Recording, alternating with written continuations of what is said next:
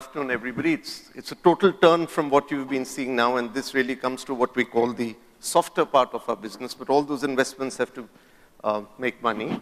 It's my pleasure to present to you ITC, the world-class Indian brands that ITC has promoted, what has been the journey, what has been the ethos, what all has gone into creating these brands.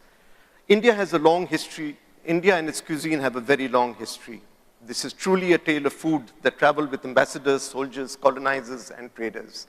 With the Silk Route developing in the west and the spice route in the east, India was at the junction between the Mid-East and the Far East. It had wheat growing in the north, it had rice beds all over, flora and fauna straight out of fairy tales, and a coastline peppered with bustling ports. So they came, those who heard the legends overland, across the mountains and the sea, sweeping through the Indian subcontinent, anchoring in the coast and their histories, stories, and their culture. From the Aryans setting foot on our shores in the 1500 BC, to the Persians' conquest of the Indus Valley, from Alexander's great expedition in 326 BC to the Mughals in 526, and until the British retreated from our land in 1947. Those with purely transactional agendas came, went, and merely made a dent in India's cuisine. Those that stayed gained themselves and in turn added to India's culinary canyon. Most fascinating was the Indian instinct for appreciating and absorbing cultures from across the world. Her culinary traditions may have been influenced by many who came to seek her glory, but India amalgamated those influences with her knowledge and indigenous ingredients. History is awash with examples, however, of the inequity towards Indian cuisine. All that India was known for, spicy food, hot curry, vindaloo, dum aloo, and so on and so forth. Unfortunately, in the mid-70s, this inequity was starkly evident closer home too. The Indian himself had very little knowledge of his own food. To an average Indian, Jammu and Kashmir and Himachal was all about apples. Agra was only petha, Rajasthan was only dal bati churma, and Punjab was all about lassi, butter chicken. The seven sisters of the east, which were the seven states in the northeast, had only three dishes, momos, things that look like momos, and more momos. In the east was only known for fish. The south was only idli, sambar, and dosa. Goa had no food, just booze and hot chicks. Bombay had vada pav. Guju food was normal food plus sugar. And in the center of India, there was relatively no food known at all. Ironically, India was the kitchen of the world. Every district, every state had its own cuisine. Each one was in history. Even if I was to take something as simple as a biryani and take you through, every bit of it has history. And our history and geography influenced every part of our cuisine. Some insights into Indian cuisine. India's gastronomy is distinctive in a way. There is no standard recipes in our cooking. The basic fundamentals of cooking, the ingredients and general method of preparation form the guidelines. Understanding these fundamentals then becomes the imperative. One cannot ignore the laws of nature, the age-old philosophy of eating fresh and of land that you inhabit always holds good and never disappoints. From earth sprang herbs, from herbs food, from food seed, from seed man. The eater, the food he eats, and the universe must be in harmony. These basic principles were pertinent then, are relevant today, and will continue to be of relevance tomorrow. Food in India was always considered and is considered to be auspicious. We worship food. Food is the manifestation of God. Indian food is a philosophy. It is rooted in nature, culture, and tradition. The Ain-e-Akbari records 3 classes of imperial dishes, and that's how you can classify Indian food. The first is Sufiana, which was entirely vegetarian, consisted of wheat, rice, dal, etc. The next were dishes that consisted of rice and meat prepared together. And the final class was that which was only meat together. Food in India forms invisible bonds. The Indian food more often is the favorite medium of expressing personal love, respect, and belongingness. I now move to the ITC story. ITC always believed in putting India first. A company formed in 1910 had demonstrated its endeavor to create world-class Indian brands. In 1975, ITC ventured into the hotels business, and its own Indianness was reinforced in it, the credo that the hotels division adopted, which was nobody gives you India like we do. Each hotel represented a region and drew inspiration from the region where it was located. And this was sort of demonstrated at every part of India's interface. There was one unifying symbol that was Namaste. It was more than a symbol, it was a mark of pride in being your host. From the beginning of our journey, we've realized the importance of central cuisine to the experience of luxury.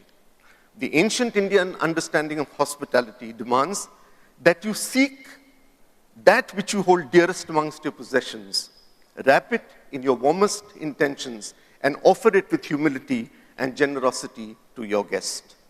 The R&D kitchens that we had spent decades researching and testing recipes garnered from grandmothers, royal tombs, and the streets to the kitchens and the nobility and the humble home across the country. A quest to bring India alive to the world, drawing the world to India. The first brand that we ever created was Bukhara in 1978, Dampukht in 1985, Dakshin in 89, K&K in 2005, Royal Vega in 2013, and very recently, the Avartana in 2017.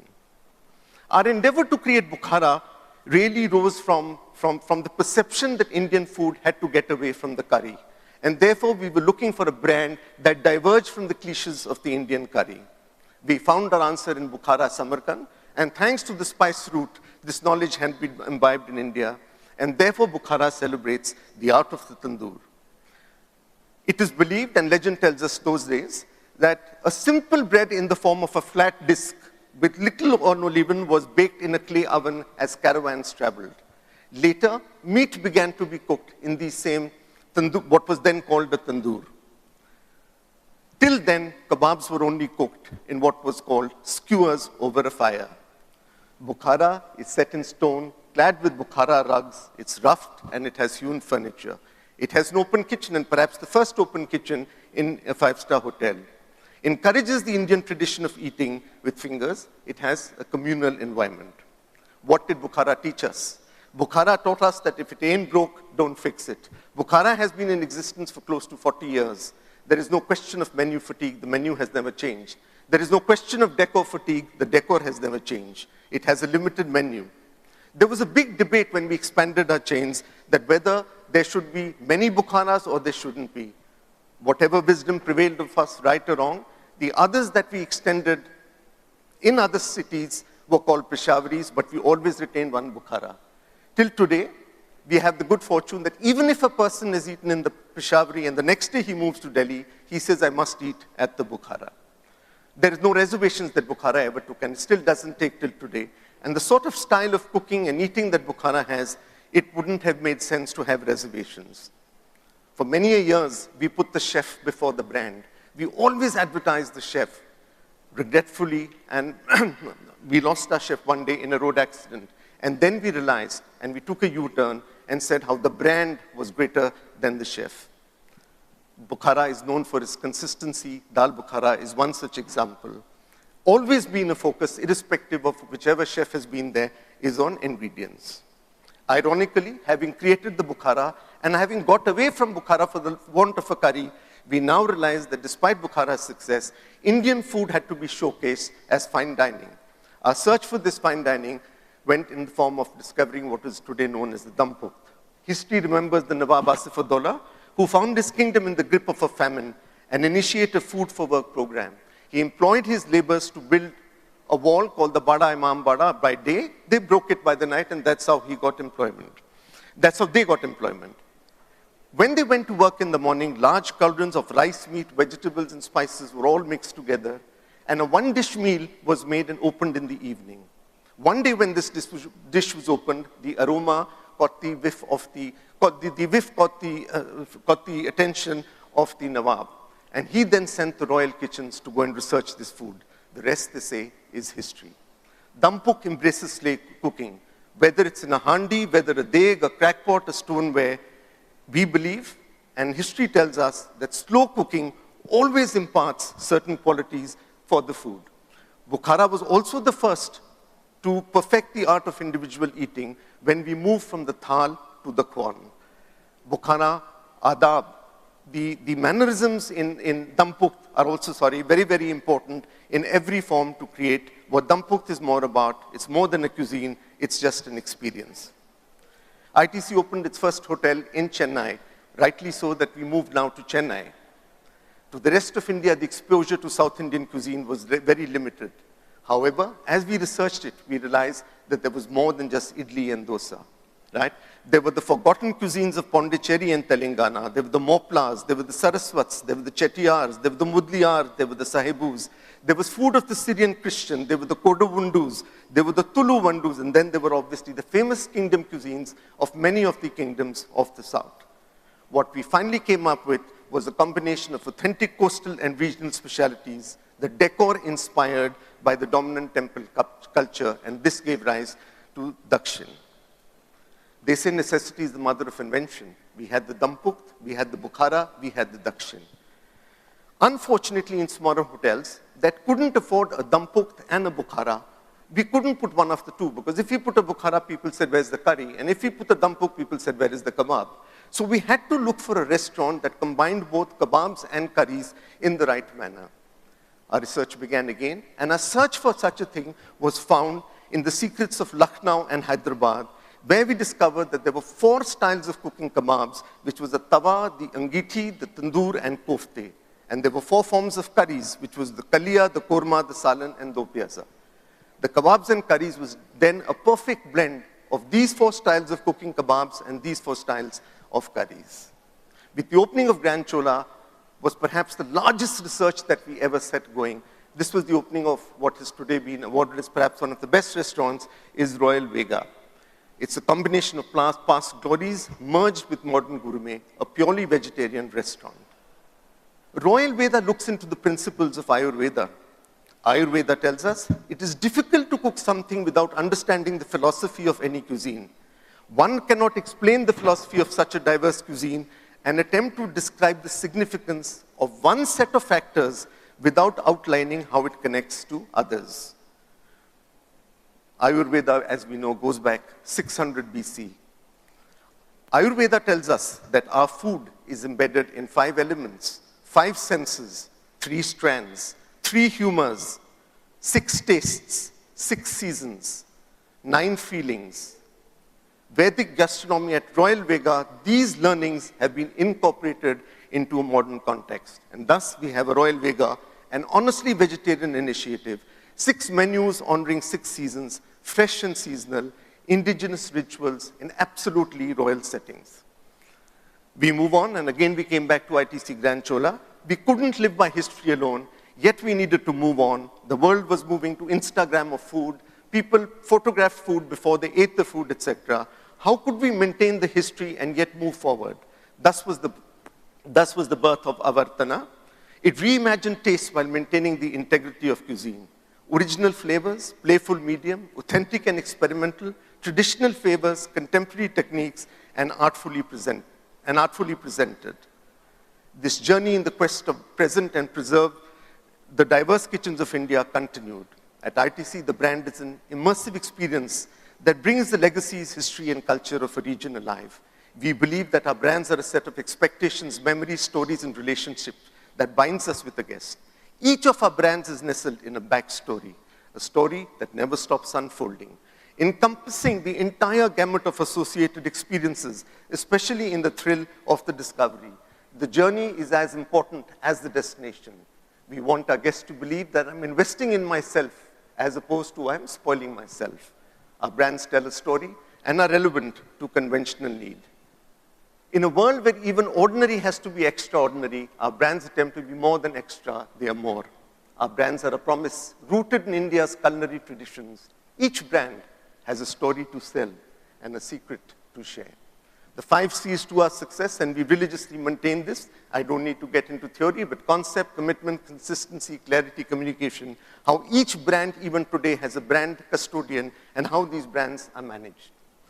In ITC, while our brands promise an identical and consistent experience, there are those even identical in experience, but also adapt to local nuances of the destination. Our hotels vary, the Mughal, the Maurya, we are not matchbox form hotels. Our coffee shops or our 24/7 restaurants are called the Pavilion. This is how we take one brand like the Pavilion, multiply it across, capturing the legal flavor, the Delhi Pavilion, the Deccan Pavilion, the Jaipur Pavilion. Yet, in there is some commonality. In this case, in the Pavilion, goodness is instantly clear to the senses. Brand items that are common are identically presented and are referred to what is called as the best of Pavilion across all the Pavilion outposts. And then there are those which serve a larger purpose beyond brands.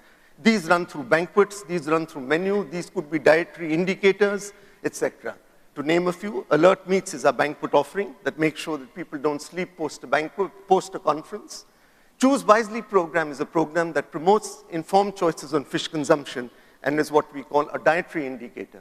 Welcome Meal, perhaps the most successful of our brands, is a composite dining experience for one that perfectly combines fiber, proteins, and carbohydrates, ranging from regional Indian to Asian and Western.